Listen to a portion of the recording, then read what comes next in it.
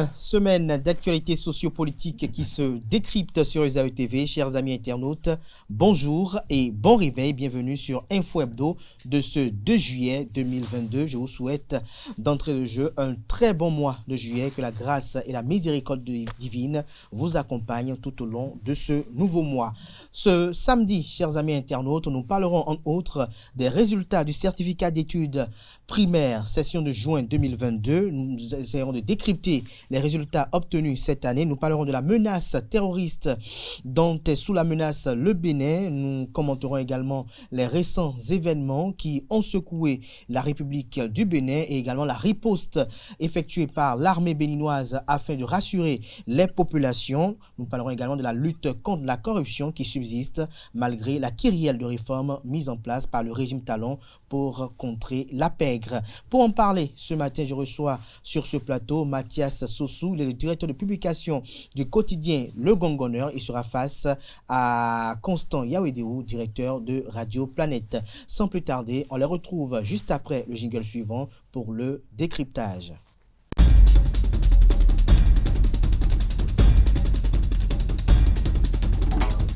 Le décryptage du jour, comme je l'annonçais à l'entame de cette émission, se fera avec vous. Mathias Sossou, bonjour. Bonjour, chers confrères. Bonjour également à vous, Constant Yawedéou. Bonjour. Merci d'être à nos côtés. Alors, Mathias Sossou, je commence par vous. Cette semaine, le jeudi dernier, pour être précis, dans l'après-midi, les résultats du certificat d'études primaires CEP, session de juin 2022, ont été révélés au public. En outre, 81,90% un taux de réussite contre 82,67% l'année dernière. D'entrée de jeu, quelle est votre appréciation de ce taux de réussite et quelle comparaison faites-vous avec l'année antérieure?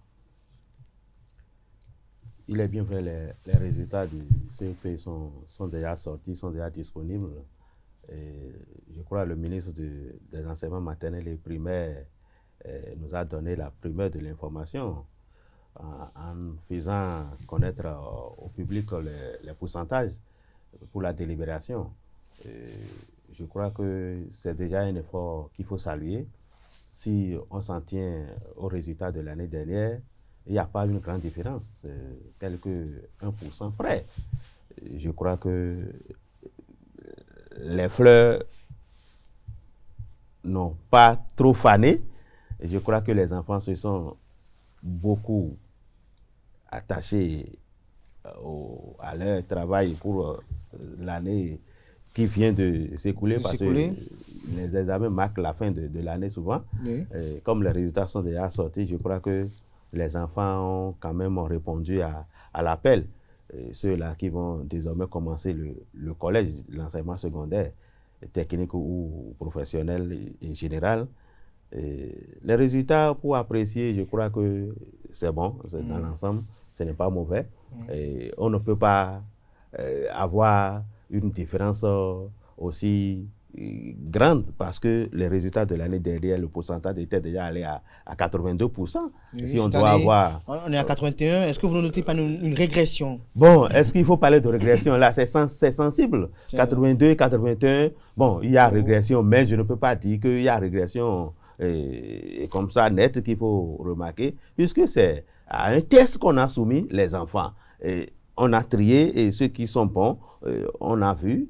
Est-ce que le nombre qui est allé l'année dernière, le nombre de candidats qu'on a présenté l'année dernière, c'est encore le même nombre cette année? Il faut voir tout ça, il faut comparer tout ça pour parler de pourcentage. Parce que quand le nombre est élevé, il y a le pourcentage qui joue. Et quand le nombre est encore moins, le pourcentage joue. Donc, je ne peux pas tout de go dire qu'il y a eu amélioration ou il n'y a pas eu amélioration. Je laisse...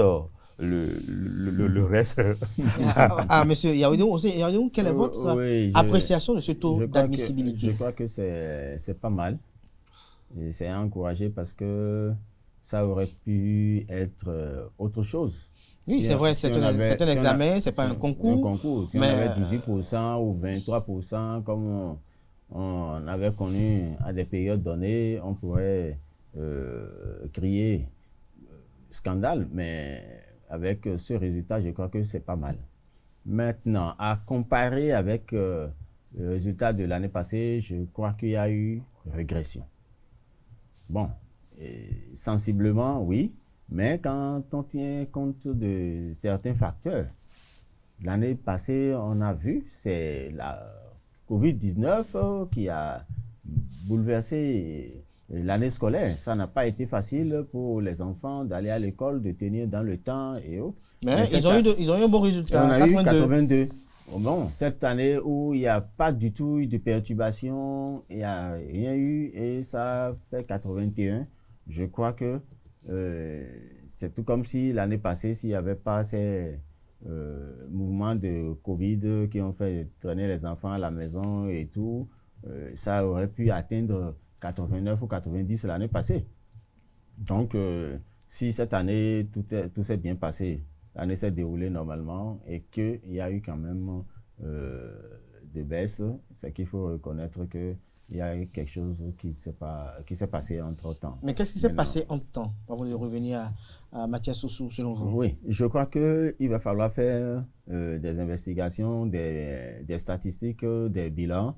Ça doit pouvoir se faire. Le mécanisme doit exister au niveau du ministère de l'enseignement maternel et primaire pour pouvoir corriger. C'est sûr qu'il doit y avoir un mécanisme, mais il faut reconnaître en tant que parent d'élèves que nous avons été contactés en début d'année déjà par les autorités du collège de mon enfant pour dire, chers parents, faites l'effort de nous aider parce que le premier trimestre est terminé et vous avez vu les résultats que vos enfants ont amenés à la maison. Parce que on dit, l'enseignant ne doit pas plus frapper. On ne doit plus voir l'enseignant avec le bâton. Oui. Ce n'était pas de notre culture. Nous sommes d'accord avec toutes les démonstrations psychologiques, sociologiques, socio-éducatifs et tout, mais le tapage qu'il y a eu autour a rassuré les enfants que, bon, même s'il n'apprend pas ces leçons, on ne peut pas le frapper. En 2020, je rappelle qu'il y en avait eu 84%, plus de 84%. Les années antérieures, Mathias Sossou, on avait eu 90%, même plus. Alors, est-ce que vous, c'est vrai que de l'année passée à cette année, ça fait juste 1%, mais est-ce que vous ne voyez pas qu'il y a un déclin? Non, je ne vais pas tout de go faire une comparaison parce que en 2020, s'il y a eu près de 84%, nous avons connu même 98% une année. Encore que pour 98%, en tout cas, les résultats de chaque année qui sortent de laboratoire, je crois qu'il y a une commission quand même au niveau du ministère qui valide. Et il revient à cette commission de dire ce résultat c'est bon ou ce n'est pas bon. Parce qu'il arrive des fois où, au lieu de 10 de moyenne, je crois, avec les réformes, ils vont jusqu'à 9,40, bien 9,50 pour racheter ces candidats. C'est ça qui nous donne certains résultats que nous apprécions aujourd'hui. Nous ne savons pas ce qui se passe au niveau du laboratoire. Pour rester ici, nous, là, c'est notre constat est de voir que les résultats sont en baisse ou en hausse. Par rapport à 2020, où il y a eu 84%, c'est que les enfants ont travaillé. D'accord, c'est ce qu'on a vu. Maintenant, en 2022, aujourd'hui, les enfants n'ont pas travaillé. On a constaté que les enfants n'ont pas travaillé. Ça, c'est vrai. Mais est-ce que les enseignants qui ont travaillé avec ces enfants, qui ont formé ces enfants jusqu'à la fin de l'année, c'est eux qui ont démérité? On ne saurait le dire. C'est une grosse interrogation. Il y a beaucoup de questions. Mais comment comprendre également le fait que autrefois, l'Atlantique et le littoral se disputaient la première place, mais cette fois-ci, c'est le Borgou? Le Borgou n'est pas loin de l'Atlantique et le littoral. Hein. Vous savez, pour les nouveaux programmes, surtout en ce qui concerne les enfants. Parce que généralement, les enfants de l'Atlantique et du littoral, c'est les enfants qui ont les maîtres d'études, ils ont les répétiteurs, l'enseignement. Pas seulement les maîtres d'études, pas seulement les répétiteurs. Vous allez constater que dans les grandes villes, si on prend les résultats tels que c'est sorti du laboratoire, les grandes villes où il y a, en tout cas, le français qui est parlé en dominance, je crois que les enfants qui sont de ces régions-là, de ces zones-là, excellent mieux. Parce que déjà, ils sont moulés dans le système français. Cette fois-ci. Le programme qui se déroule en classe se passe en français. Et déjà, l'enfant qui sait dire, je vais manger, je vais aller faire pipi, je vais, quand il va en classe et que le maître est en train de parler en français, il va comprendre mieux que le villageois qui n'a pas des requis, des prérequis pour quand même comprendre ce que l'enseignant est en train de dire. Si l'enseignant vient en classe et dit, mais quelle heure il est aujourd'hui? Déjà, depuis la maison, certains enfants savent déjà ce que ça veut dire. Mais l'enfant du village, ou en tout cas là où, qui est sorti d'un milieu où il n'y a pas assez de français autour de lui et que c'est seulement ces langues vernaculaires qu'il arrive à parler, quand on va lui parler ce français en classe, il sera un peu bleu dedans. C'est les camarades qui sont déjà à côté qui vont peut-être réagir et c'est par là que lui va comprendre que c'est de ça que le maître parlait. Donc, il y a toujours ces paramètres-là qui font que dans les grandes villes où il y a dominance française, il y a les résultats. Mais cette année, Conseil Yaoundé, miraculeusement, l'Atlantique et le littoral n'ont pas pris le lead. N'ont pas pris le lead. Plusieurs facteurs peuvent intervenir dans ce qui s'est passé pour troubler peut-être ces enfants-là. Si vous voyez aujourd'hui la manière dont ça vit, les modèles que ces enfants-là ont, quand vous n'avez pas un portable, c'est que vous ne voulez pas être quelque chose demain dans votre vie. Donc, c'est avoir portable, c'est... Vous m'excusez, c'est être Gaiman qui est aujourd'hui réussir sa vie. Donc, il y a ces genres de modèles qui passent devant les enfants, qui influencent les enfants. Quand vous dites la dévotion. Ouais, on dit à l'enfant carrière envisagée, il dit vendeur de drogue. Ah, pourquoi? Il dit je n'appelle pas le nom du quartier. Il paraît que celui qui a construit l'étage qui est tel carrefour là, que c'est drogue il fait. Déjà tout petit. Tout petit. Primaire. L'enfant là, aujourd'hui, quand je dis ça, c'est pas hier. Mais quand l'enfant là, aujourd'hui, voit tout ce qui se passe et que dans leur vent, les 60% des jeunes ont abandonné l'école aujourd'hui et roulent voiture. Qu'est-ce que vous pensez que cet enfant-là vous pensez que ça peut tuer Et arriver à l'école, il dit au maître, tu ne peux pas me frapper, on a déjà dit qu'il ne faut plus frapper les enfants. Vous voyez dans quelle aisance on met l'enfant là à se préoccuper. C'est rare aujourd'hui de voir les enfants comme nous autres avoir le cahier de leçons en main, en chemin. Avant là, tu ne peux pas aller à l'école si jamais tu as 10 minutes de marche à faire. Si tu n'as pas cahier, tu as livre en main. Pour être en train de réviser avant d'aller, parce que si jamais tu bégais, ça fait que on ne demande même plus aux enfants de prendre le cahier avant qu'ils ne prennent le cahier. Mais aujourd'hui, si les parents ne font pas vraiment gendarmes derrière les enfants... Les amadoués, on va jusqu'à les amadouer même. On va même jusqu'à les amadouer. Qui va t'acheter Yahoo avant que tu ne prennes cahier? Mais aujourd'hui... Donc l'environnement aujourd'hui distrait les enfants. Mais dans le Borgou, on va dire à Parakou, est-ce qu'il y a autant d'attractions dans les autres villages comme Cotonou qui s'anime, qui ne dort plus? Mais quand on parle du Atlantique, rentrer dans Calavi aujourd'hui, Calavi s'est développé d'une façon qu'on ne peut même pas... il semble même que Cotonou s'est déplacé dans Calavi. Calavi vit aujourd'hui, ça ne dort plus comme avant et tout. Et c'est ça le modèle. Tel qu'on appelle Fofo. Fofo ne va plus à l'école. Il n'a même pas fini de faire 4e et il change moto presque chaque 2 mois. Et vous voulez demander à ce garçon-là de se concentrer à étudier. Ils le disent simplement. Ils disent, vraiment, on n'étudie plus beaucoup aujourd'hui, maintenant, avant de réaliser. Bon, vous voyez, donc il y a tout ça. Donc, j'ai dit, mais l'encadrement nous a appelé à dire, aidez-nous parce que voilà les résultats de vos enfants. Est-ce que depuis que vos enfants sont ici, vous n'avez jamais vu ce résultat? Nous-mêmes, parents, on a compris. Mais lorsqu'on prend l'examen du CEP, Mathias Soussou, je me retourne vers vous. Qu'est-ce que cela symbolise, à votre avis, aujourd'hui, dans le système éducatif? Non, le CEP aujourd'hui ne veut plus rien dire. Il y a des voix qui s'élèvent pour qu'on supprime cet examen national, par exemple. Oui, parce qu'il n'y a pas eu, depuis que moi, j'ai connu, en tout cas, est-ce que je vais même préciser, depuis un certain temps, je n'ai plus jamais entendu parler d'un recrutement où on annonce le niveau CEP. Le diplôme ou bien le certificat ne sert plus à rien aujourd'hui, c'est juste pour pouvoir passer au collège.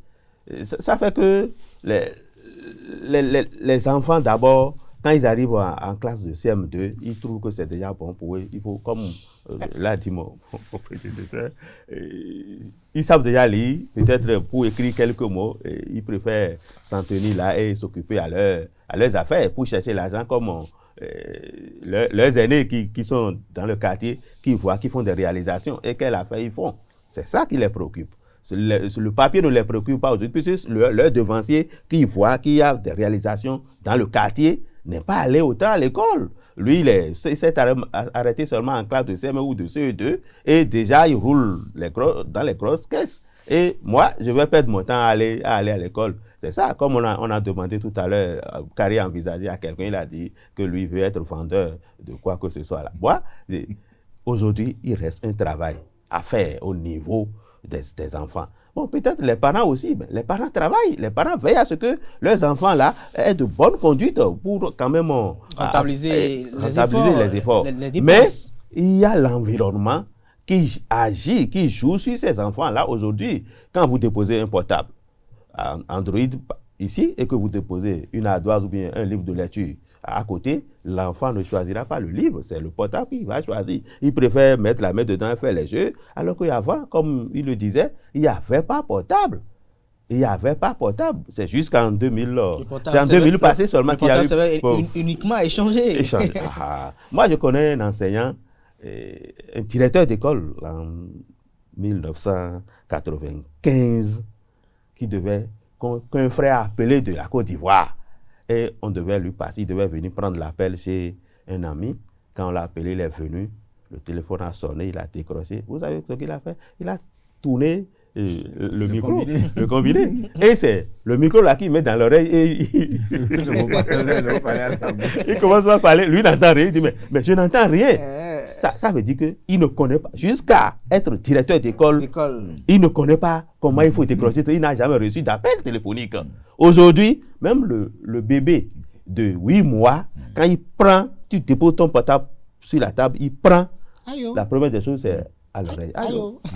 Celui-là qui connaît déjà le portable, est-ce que Adoise, il va lui dire quelque chose? Il faut un travail très très sérieux pour reconscientiser les enfants. Sinon, ce qui se passe est dangereux. Alors, Mathias Soussou invite à prendre la mesure de la situation. Mais il a évoqué un fait qu'aujourd'hui, on ne demande plus l'examen, on n'exige plus le CEP pour un concours de recrutement. Est-ce à dire que les recruteurs eux-mêmes sont conscients, excusez-moi du terme, de la mauvaise qualité du CEP ou parce qu'ils estiment que c'est plus un diplôme utile? Oui, c'est ce qu'on a voulu, à mon avis, parce que le CEP a été supprimé ailleurs. Mais est-ce que c'est de la même manière que leur système éducatif a évolué jusqu'à ce que on l'exige plus aujourd'hui que nous, on le fait. Chez nous, c'est flagrant que le CEP, celui qui... Mais nous avons des... Moi, j'ai un oncle, il n'a jamais mis pied en 6e, mais il a été enseignant. Et je continue de bénéficier de ses fruits parce que des gens disent « Ah, Joseph, c'est ton, tu le connais? Oui, il a été mon enseignant, mon moniteur chez les sœurs, chez les prêtres. » Bon, vous voyez, mais aujourd'hui, vous prenez un enfant de CM2 qui va encadrer son frère de CP ou de CE1, mais c'est la catastrophe, puisque lui-même ne connaît pas. Vous voyez, donc c'est pour ça que je dis, est-ce que nous avons pu faire évoluer notre système éducatif de manière à ce que le CEPE... Alors qu'autrefois, il y a plusieurs dizaines d'années, c'était possible. Oui, que le quelqu'un au CM2 CM1 encadre d'aujourd'hui celui qui est au CP. soit de qualité supérieure pour qu'on pense que ça, c'est inutile. Là où on est, je ne pense pas que si on supprime cette barrière-là tout de suite, et que c'est le BPC du CI, on doit aller au BPC, système de... On va mettre des barrières en place, des trucs de sélection pour envoyer les enfants en 6e. Le BPC sera encombré également. Le BPC sera encombré, ça c'est sûr. Et il y a beaucoup de déscolarisés, parce que tel que les choses se passent aujourd'hui, où vous ne pouvez plus être envoyé ici et aller ailleurs n'importe comment et tout ça, on aura beaucoup plus de déscolarisés. Et on aura, donc si on vient vers le BPC avec un niveau bateau comme ce que nous avons aujourd'hui au niveau du CPE, oui. Ça va s'encombrer et on sera obligé de décongestionner. Et on aura beaucoup plus de délinquants. C'est ça.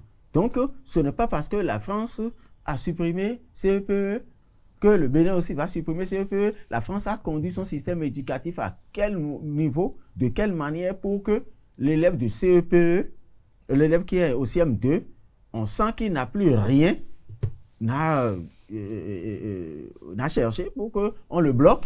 Est-ce que nous, aujourd'hui, tel qu'on est en train de parler, on est tous d'accord que le CM2 d'aujourd'hui va chercher encore derrière le niveau. Mais eux, ils ont fait de manière à ce que leur CM2 dépasse le CM2 et soit déjà devant. Donc c'est pour ça qu'ils ont trouvé qu'on peut supprimer. Mais tel que nous on l'a fait là, est-ce que nous on peut supprimer ça aujourd'hui? Je ne pense pas que ça puisse se faire, parce que français, si tu ne comprends pas, tu ne peux pas faire mathématiques, tu peux rien faire. Et français, c'est grammaire, orthographe, conjugaison, vocabulaire.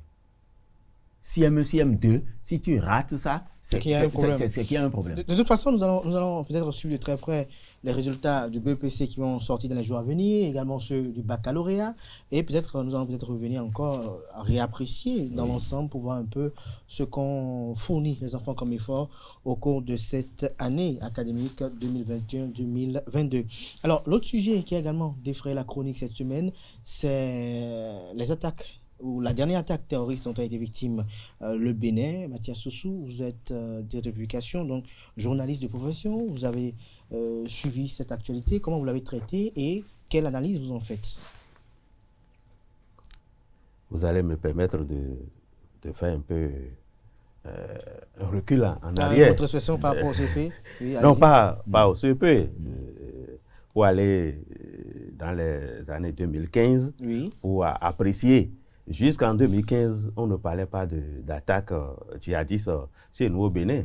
On entend seulement au Nigeria à côté et dans les autres pays, Al-Qaïda, aux États-Unis et consorts. Mais on n'a jamais entendu parler d'attaque djihadiste chez nous au Bénin. Le phénomène a commencé à peine il y a 1 an et demi ou 2 ans. Sinon, les Béninois ne connaissent pas ce qu'on appelle l'attaque djihadiste. Ils entendent seulement. Terroriste. Et les parents disent que l'oiseau qui appelle la pluie, lui-même, il ne peut pas fuir, il sera mouillé. Nous-mêmes, nous avons appelé les djihadistes. Par quelle alchimie? Nous arrêtons les locaux et nous leur attribuons le nom terroriste. Si vous allez remarquer, c'est au moment du procès de Rekia Madougou que les attaques ont commencé, surtout dans le nord, pour nous montrer, les djihadistes, les terroristes sont en train de nous montrer que ce sont les vrais terroristes qui agissent maintenant, que ce ne sont pas les terroristes locaux qu'on accuse là. Vous pensez qu'il y a un lien? Il n'y a pas de lien. Il n'y a pas de lien. Il n'y a pas du tout de lien. Moi, j'ai fait ce constat-là. Et après analyse, je me suis dit, mais en fait, c'est nous-mêmes. Sinon, on n'a jamais connu ces attaques-là, terroristes-là, chez nous, dans le pays. Mais c'est nous-mêmes qui avons commencé par appeler ce nom-là chez nous. C'est un peu, vraiment, ce n'est pas explicable ce qui se passe chez nous au Bénin.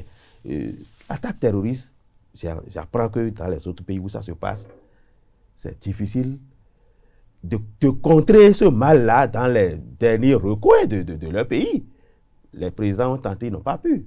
C'est ça qui a fait venir le président nigérien, qui a promis au Nigeria que quand lui va prendre le pouvoir, il va chasser, il va mettre fin à Boko Haram. Mais aujourd'hui, Boko Haram est encore assis là. On ne s'amuse pas avec la vie d'un pays. Merci à vous, Mathias Sossou. Dites-nous, Constant Yaoudéon, vous avez suivi votre vis-à-vis. Est-ce que vous partagez son avis et quel est votre commentaire sur le sujet? Oui, en partie. En partie parce que la manière dont nous sommes rentrés dans ce jeu ne m'a pas plu. En son temps, on en a parlé, le plateau. Parce que c'est tout comme si on a laissé à un moment donné l'essentiel pour distraire le peuple. J'avais même condamné des réactions de l'armée parce qu'il y a certaines déclarations qu'on ne pouvait non plus faire. C'est là que je suis d'accord avec M. Sossou.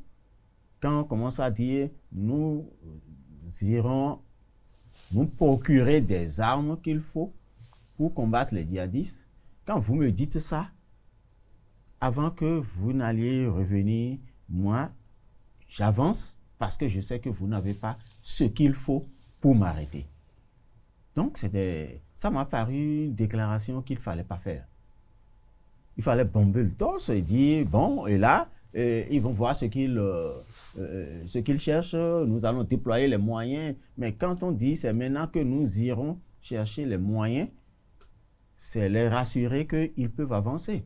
Or, ces gens-là, quand vous êtes au point A, et que, au point 0, et que vous les constatez, il faut être sûr qu'ils sont déjà tout au moins 15 km d'avance avant que vous nous constatez qu'ils sont là, puisque on a suivi un peu ce qui s'est passé avec les grands comme les États-Unis, avec la France, on a vu tout ça.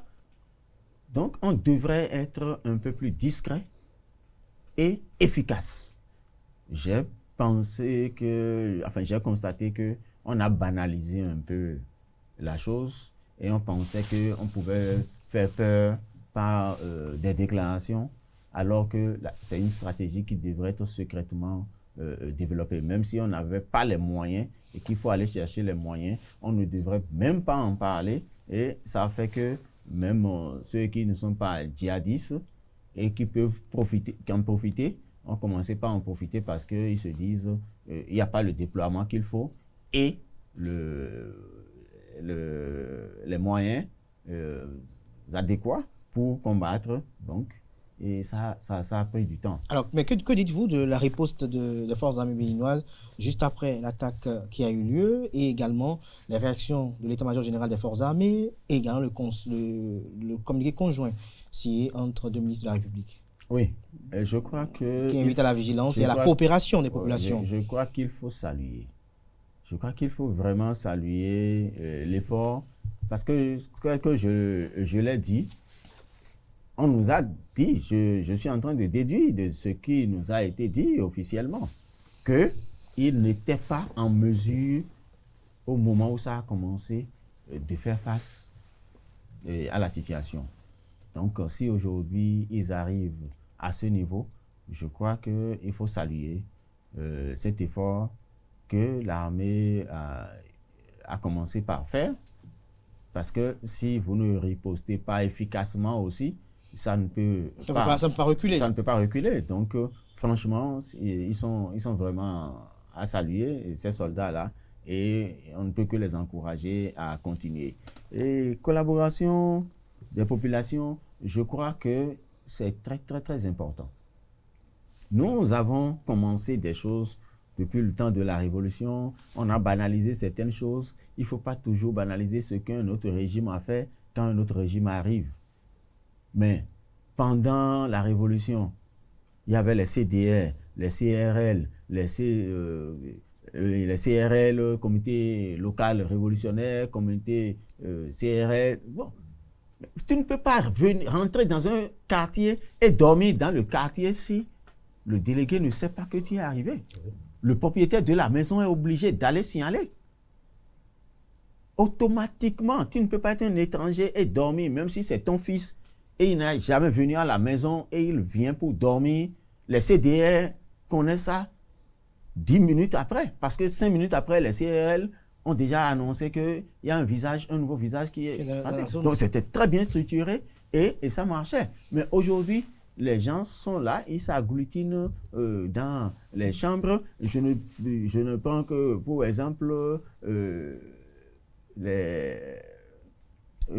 que la découverte que la police a eu à faire tout dernièrement, on nous en a parlé, ils étaient au moins 52 dans une maison. Bon, on sait que c'est les cybercriminels, mais 52 dans une maison, 10 minutes après, la police, la sécurité est informée. C'est assez dangereux. Si ceux-là, avec ce que nous voyons aujourd'hui, avec les djihadistes, les techniques qu'on dévoile là, le recrutement, d'enrôlement et tout ça, mais si ceux-là étaient dotés de munitions et que c'était une formation qu'on était en train de leur donner, ça veut dire que, bon, ils auraient été bien formés dans Cotonou, gaillardement comme ça, et ils rentrent dedans, et c'est en ce moment qu'on va vouloir les combattre. Donc, je crois qu'il y a un travail sérieux à faire.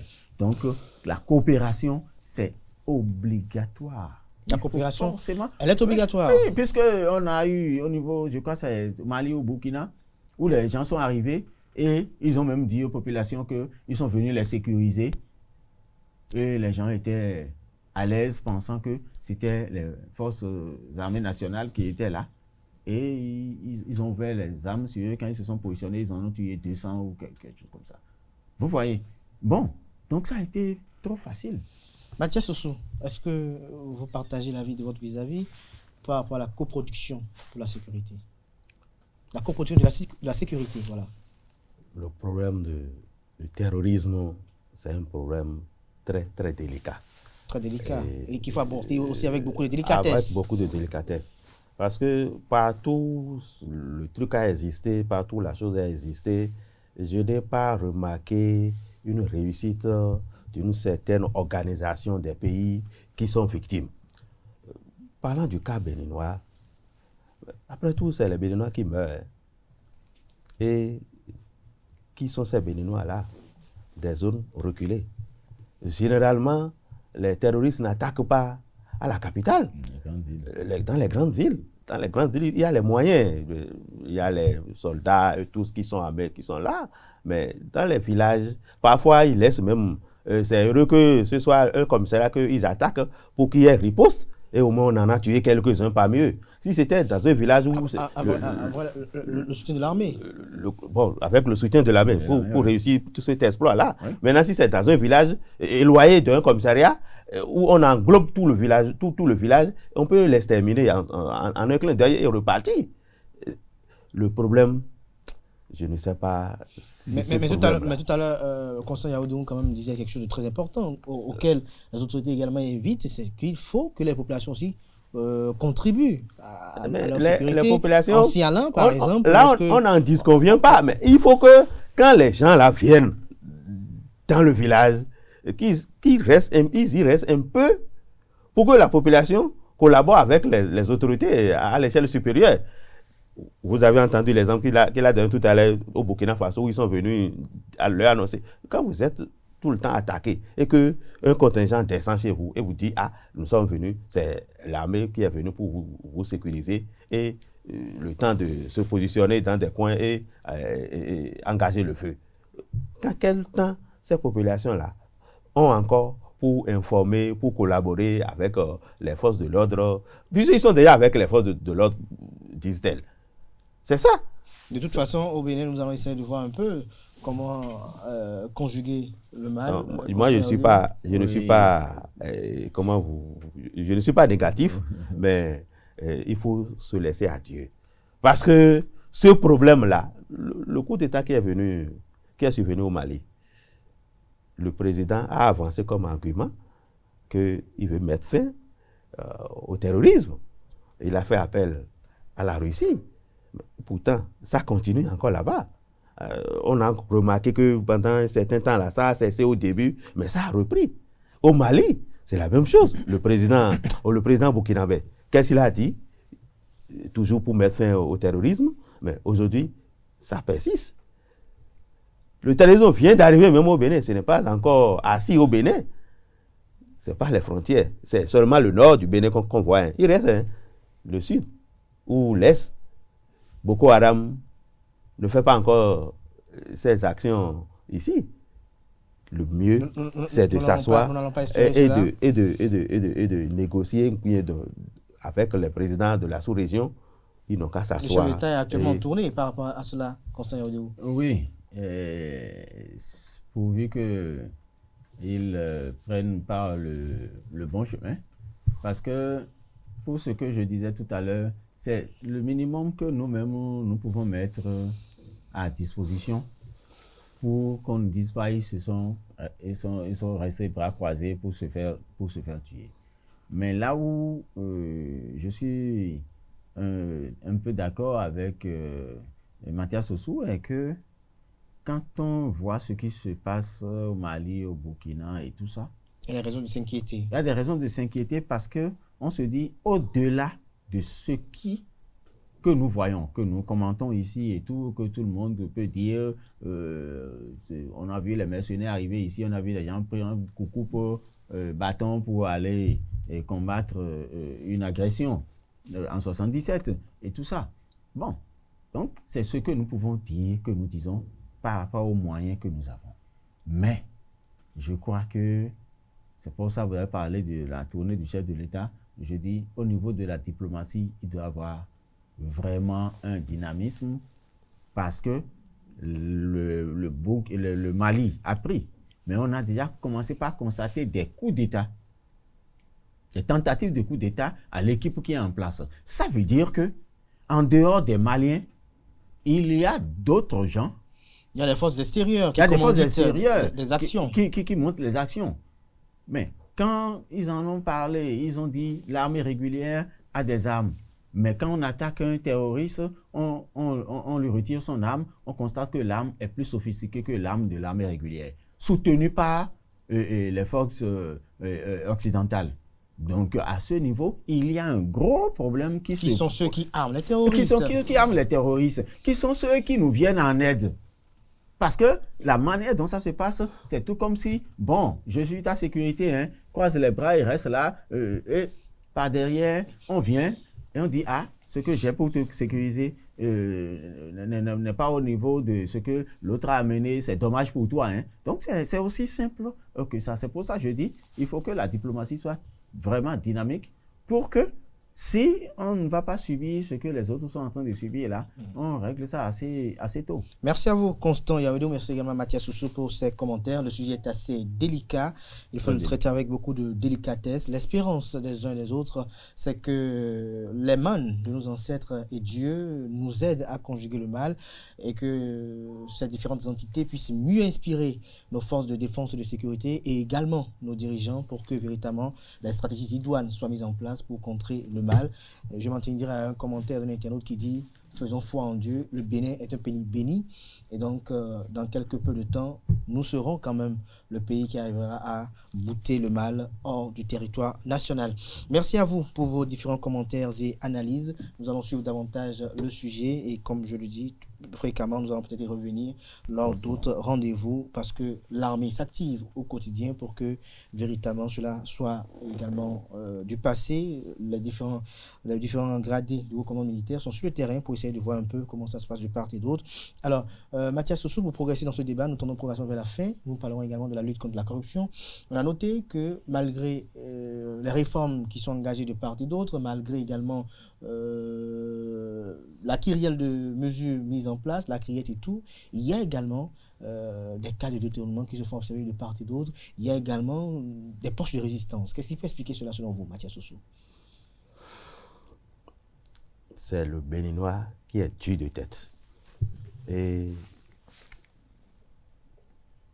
peut-être absorbé par le désir de gagner de l'argent à tout prix et contre vents et marées et même en passant peut-être du revers de main les stratégies, même l'orthodoxie même qu'il faut respecter en matière de finances. Et ça amène à faire du désordre sur le plan économique pour freiner l'évolution du pays. Je crois depuis Soglo au pouvoir, son slogan c'était de rendre gauche aux fossoyeurs de l'économie. Mais il a fait tout son temps. Le problème a existé. Kérékou est revenu pour engager sa lutte contre la corruption. On se rappelle la célèbre Adjaï Sika, qui quand même a fait ce qu'elle peut, sinon ce qu'elle pouvait avant de partir. Et Yahi est venu, il a marché contre la corruption.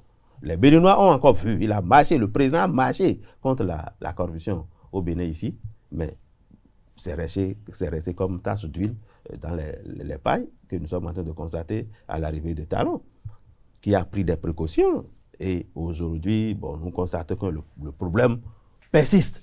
Et en 2015-2016, quand Talon est venu, il a dit c'est fini, on ne peut plus parler de corruption au Bénin, il va en tout cas éradiquer le mal. Il a pris des réformes, il a fait des réformes, donc la création de la criette, qui a fait crier beaucoup. Qui a fait crier beaucoup, oui. Mais le mal, c'est que le Béninois avait déjà ces gènes-là dans son sang et il n'y a pas ce qu'on pouvait faire tout de suite là. Peut-être pour ces générations-là qui se succèdent là, il n'y a pas à leur enlever ça dans le sang. Peut-être il faut préparer la jeune, en tout cas la progéniture qui va venir pour leur peut-être faire un travail psychologique et leur mettre dans la tête que l'argent public, il ne faut pas toucher ou bien il ne faut pas s'enrichir. Est-ce que vous pensez que c'est une question d'éducation? Oui, c'est une question d'éducation. Parce que quand, moi je suis dans l'administration publique, quand vous nommez, on vous propose un poste de directeur à un Béninois aujourd'hui, il vous dira quel est le budget de la direction. Quel argent il y a dans la direction? C'est à croire que lui ne va pas là pour aller travailler. C'est pour aller gagner l'argent. Donc, c'est pour regarder ce qu'il y a dans la caisse là que lui, il accepte. Si c'est bon, il accepte d'être nommé. Si c'est pas bon, peut-être il décline l'offre. Et c'est ça qu'on constate. Quand Talon est venu, qu'est-ce qu'il n'a pas fait? Il a tout fait déjà. Il a déjà tout mis en œuvre pour qu'on éradique ce mal-là. Mais pourtant, ça persiste. Il a laissé les ministères, il a créé les agences. Et il prend les gens des ministères, peut-être ceux que lui juge capables de faire le travail pour ne pas être corrompus ou bien pour ne pas corrompre. Et il crée les agences, là, il les met dedans. Quelle agence a été créée au Bénin ici sous Talon où il n'y a pas eu scandale? Toutes n'ont pas été... Peut-être les agences qui sont créées il y a 1 mois, 2 mois. Vous prenez la première agence, ANAT par exemple au Bénin, il y a eu quoi? Assise, il y a eu quoi? Il y a plein d'agences où c'est rien que les Béninois, c'est des Béninois qui détournent. Quand on arrête là, quand ça éclate, on arrête, c'est les Béninois. Ce n'est pas des gens venus de l'extérieur. Et pourtant, parmi ceux-là, on en condamne des 20 ans, des 10 ans, des 15 ans pour détournement de biens publics. Et pourtant, ceux qui sont là n'ont pas peur. Et ils continuent. Et continue, je vous reviens dans un instant.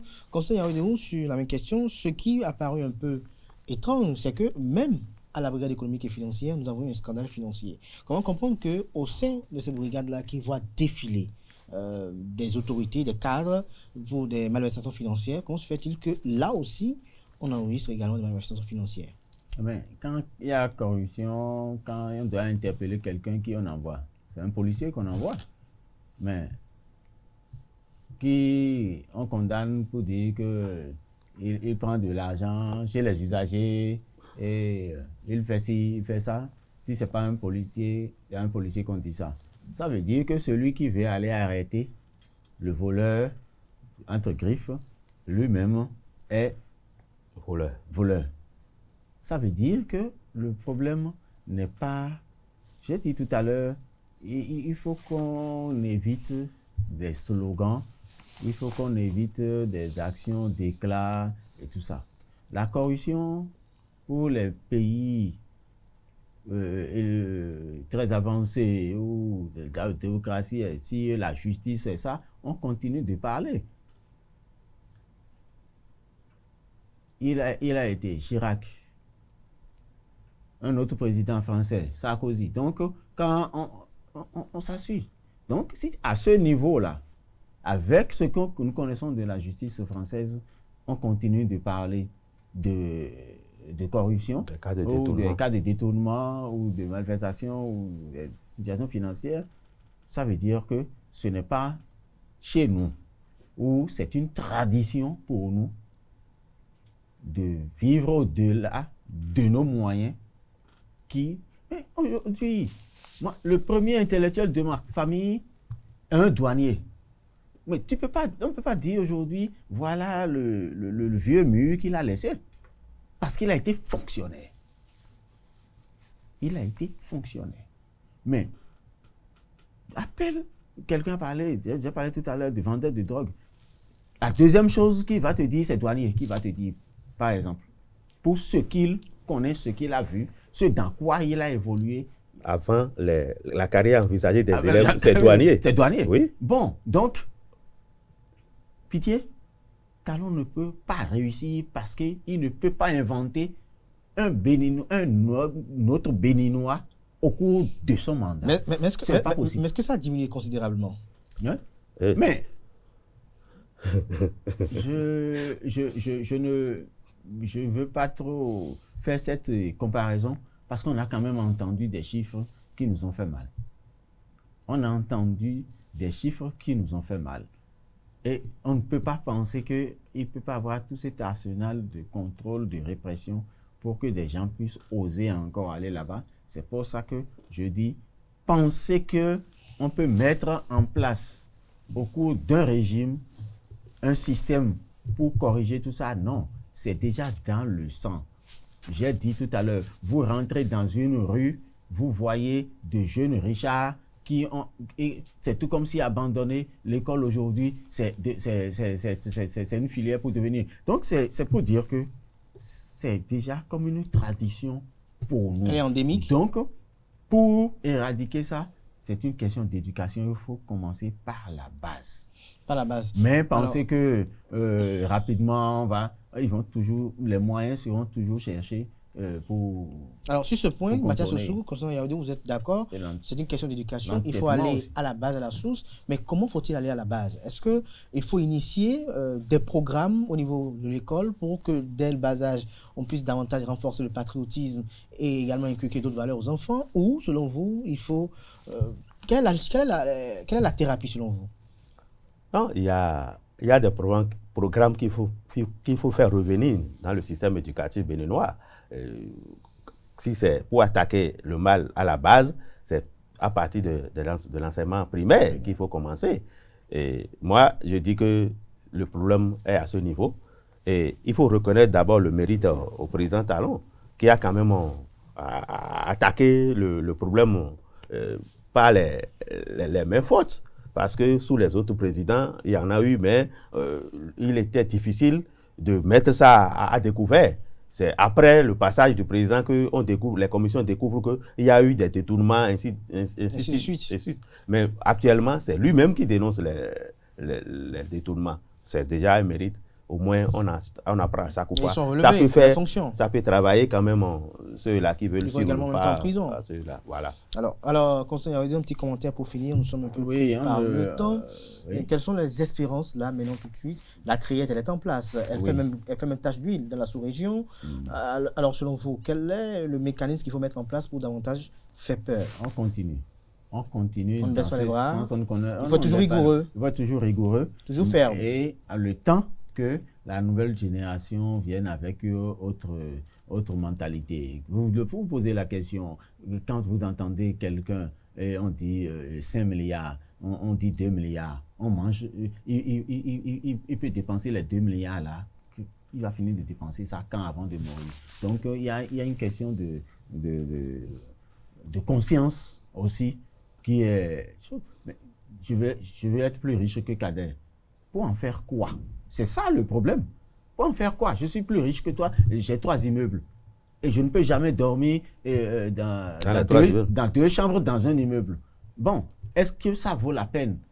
Quand des gens ont construit aujourd'hui et ils ne peuvent pas marcher, ne peuvent pas faire les escaliers pour aller au premier à cause de leur santé. Donc je crois qu'il y a un problème de conscientisation qu'il faut commencer.